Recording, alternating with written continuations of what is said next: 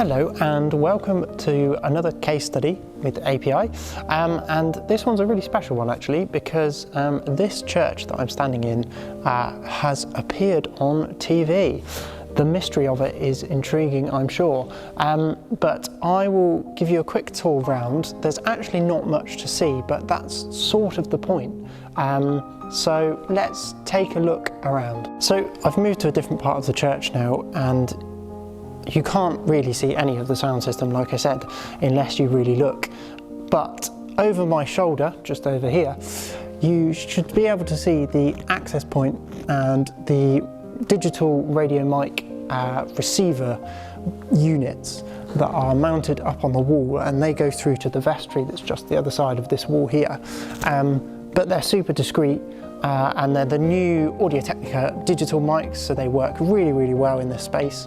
But that's basically one of the only bits of the system you can actually see, which is exactly what the client wanted. So we're now looking at the speakers in the nave, and these were the Martin Audio CDD series, and we chose these because the design brief for this system was that the sound system had to be so invisible, which, to be as invisible as possible, the speakers needed to be quite high up, and these speakers have coaxial drivers and waveguides within them, so the sound can be pushed further without losing the tone and the high frequency.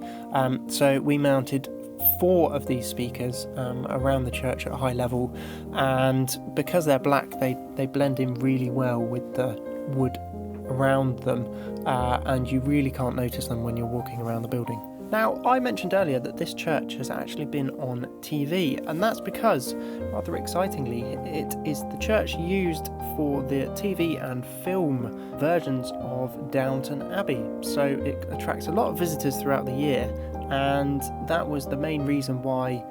See, you can't have loudspeakers showing in a period drama, so we had to make sure that the sound system was within keeping of the building and invisible to cameras when they were filming there. And that's it for our short case study of this really interesting install.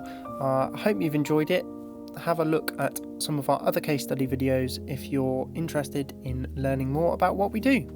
See you soon.